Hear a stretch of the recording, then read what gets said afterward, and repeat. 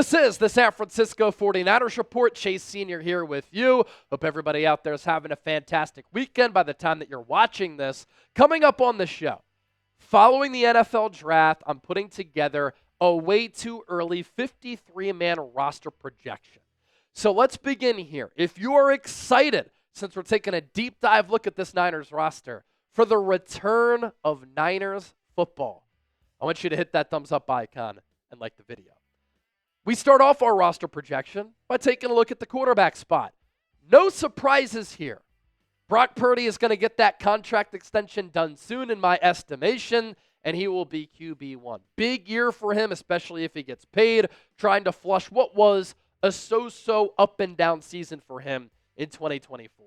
Mac Jones signed that 2-year deal to be Brock Purdy's backup. Kyle Shanahan finally gets to link up with him, and I think he's a high-quality, high-level backup, and that's an important position in this game. And then I think the Niners are going to anoint Tanner Mordecai as QB3 because Kurtis Rourke is not going to be ready. He played all of last year at Indiana on a torn ACL. Got to credit the toughness, but I think that he is going to be a candidate to start the year on PUP or injured reserve, factoring in when he's going to be able to come back. And so I think those are the three quarterbacks who make the team. We flip the page to the running back position. And, of course, with Kyle Juszczyk returning to the Niners, he is included on this list as the fullback. I think the Niners go with 3 running backs on the initial 53, Christian McCaffrey, Isaac Guerendo, and Jauan Jennings. Klay Kubiak spoke this week, and he provided an update on CMC. The Niners also put out a video of Brock Purdy handing the rock off to McCaffrey. He looks healthy. He looks happy. He looks fit. He's moving around really well. And here's what Klay Kubiak, who is the new Niners offensive coordinator, had to say about CMC. Quote, "Christian's doing great. He looks awesome, and we're pumped up that he's out there working every day. So I look forward to getting him back out there full time." And the Niners really missed McCaffrey last year.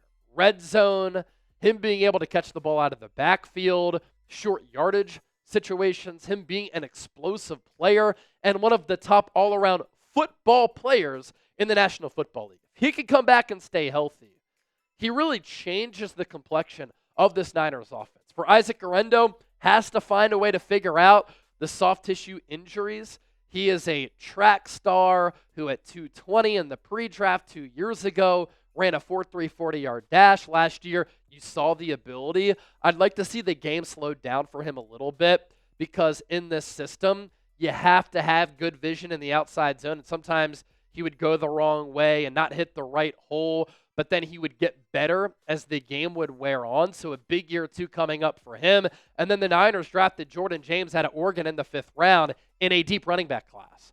If it were another running back class, Jauan Jennings could have gone earlier in previous drafts or even in later drafts. He is a classic outside zone, Kyle Shanahan, Bobby Turner type of back who's really good as a pass protector, never fumbled in college, has good contact balance, and runs really hard for his size. Now to the wide receiver spot. Big year coming up for Ricky Pearsall. Couple of games and plays really stand out to me from last year. The 45-yard touchdown against the Tampa Bay Buccaneers when he was able to stutter step and beat Antoine Winfield to the pylon, showing off some speed. That was his first career touchdown in the NFL. What he did against Detroit, very impressive. Had a huge performance. The end around against the Dallas Cowboys that went for 40-plus yards. Then the contested catch in Week 18. You clearly see the ability there. I think it was a little bit of a reach to take him at number 31, but with the footwork, the hands, the toughness, the catch radius, being able to go up and grab it, has a lot of ability. Jauan Jennings, coming off a year in which he nearly got to 1,000 yards, probably would have gotten there if he didn't get thrown out in the regular season finale. Demarcus Robinson, he's coming off a year in which he was really good for the Los Angeles Rams as a number 3. He figures to be the number 3 or number 4 option this year for San Francisco. A fun note on D-Rob, he's made the playoffs every year that he's been in the NFL. Jacob Cowing, he has some wiggle to his game. You can use him as a gadget guy. He can take the top off of the defense, a 4th-round pick from 2024. And then Jordan Watkins, who was drafted a few weeks ago, 4.3 runner out of Ole Miss, very explosive, tracks the ball well. He, too, is tough. He's a willing blocker. I think he makes the team, too. It would be a disaster if he doesn't. A lot of you are probably like, Chase, Brandon Ayuk, where is he? I think he's a candidate for PUP. Keep in mind, he shredded his knee, ACL, MCL, other structural damage in October of last year. I think it's a tall ask for him to be ready week 1 in September. So give him more of a runway. Don't rush him back. Put him on PUP to start the year, and then you have to make a roster decision after that, elsewhere or at the wide receiver position. Tight ends. George Kittle signing that 4-year, $76.4 million contract. He becomes the highest paid tight end in the history of the National Football League. He has been a dynamite weapon for Brock Purdy. Still the best all-around tight end in football, back-to-back 1,000-yard seasons. The Niners signed Luke Farrell in free agency. He's one of the top blocking tight ends in the NFL. The Niners really missed that component to their offense last year. Eric Saubert, Braden Willis, they couldn't get it done as blockers. And then the Niners last week, they brought back Ross Dwelley. He, too, knows the system and is a good blocker. Other names to watch, Braden Willis, Mason Pline. Braden Willis, I just don't really see it. A little bit shorter for the position. Can play a little H-back. He did that at Oklahoma. He was able to pick up yards after the catch at Oklahoma, but I think that you can get away with him being on the practice squad. Mason Pline was on the practice squad last year, a little bit raw as a former basketball player. I'm going to stick with 9 offensive linemen on my initial way too early 53-man roster. And these are the offensive linemen who I'm going with. The projected starters right now from left to right, Trent Williams, left tackle. Ben Bartch going to compete with Spencer Burford and Connor Colby at left guard, but Bartch has the inside track. He played well sparingly last year when he had to fill in for Aaron Banks, and he re-signed with the Niners on a very cheap deal. Jake Brendel going to compete with Drake Nugent and Matt Hennessy, but I think he wins that job.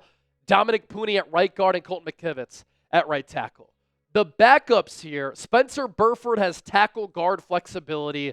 Connor Colby can play at both guard spots. He's a good scheme fit, athletic for his size. He's comfortable getting out on the run. 7th-round pick out of Iowa.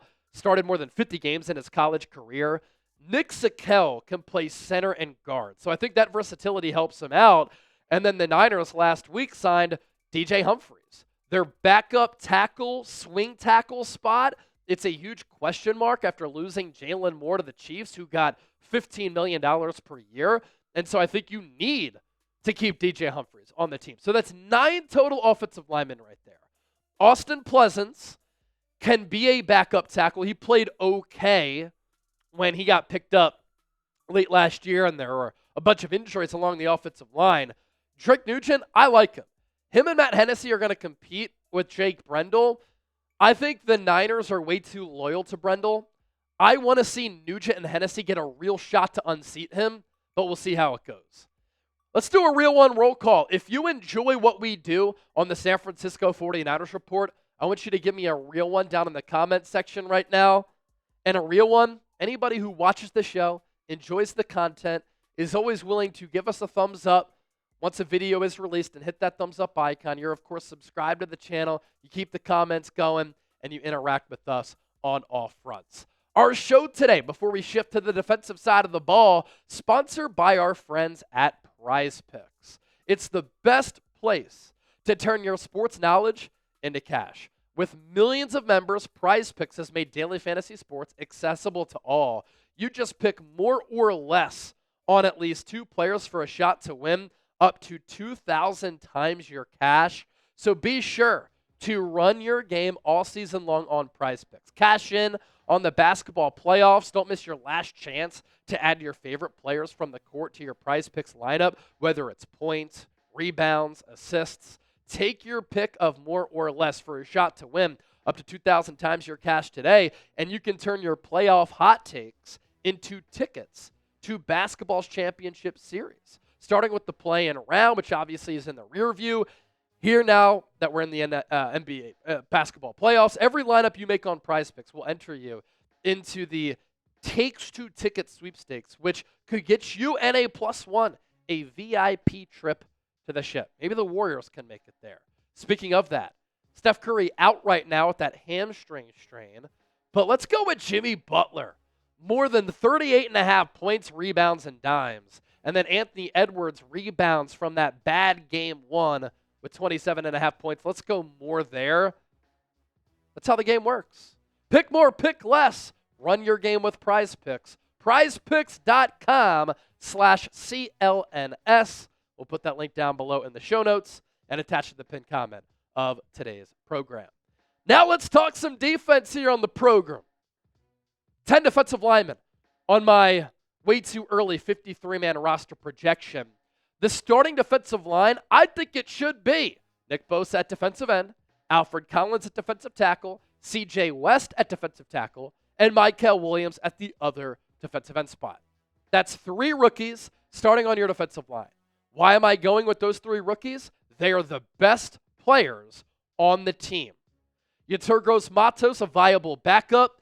Evan Anderson, a UDFA last year, very solid player.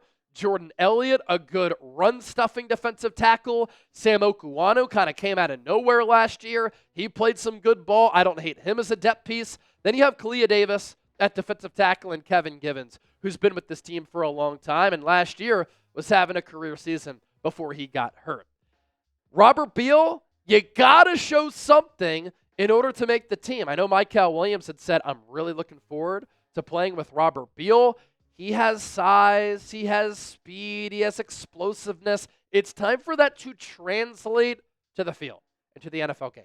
Because going into year 3 so far, we have not seen it. And then Drake Jackson, he said on Instagram, I'm going to wreak havoc on offenses this year. I hope he can. We have seen some glimpses of him being a very solid player. But we didn't see him all of 2024.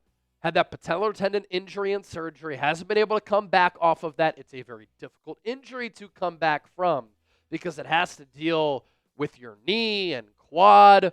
But the length, the burst, the bend, the pursuit, the NFL bloodlines, it's all there for Drake if he can stay healthy.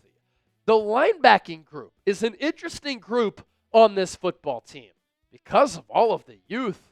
It's led, of course, by future Hall of Famer and All-Pro Fred Warner, who was still, even though he played on a broken bone in his ankle that he suffered in week 4 the rest of the way, one of the top linebackers in the game last year.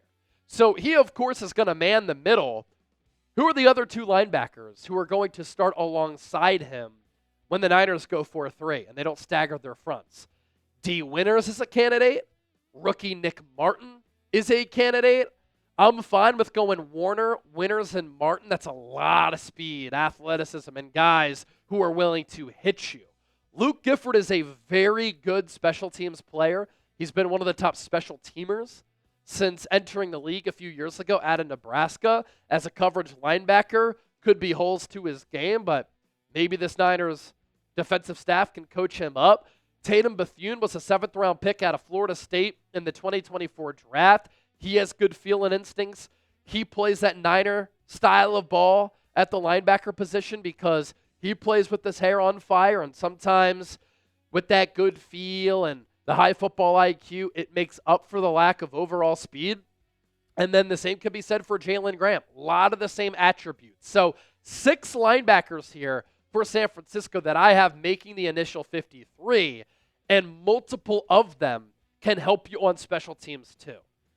Cornerback, Deommodore Lenoir, Renardo Green, Upton Stout. I think those are your 3 starters right now. Demo on the outside, Renardo Green on the outside, and then Upton Stout in the slot, who the Niners took in the 3rd round.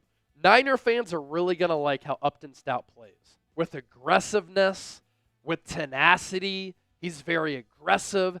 He, too, plays with fearlessness. He's good against the run, provides sticky coverage, 4-4 runner.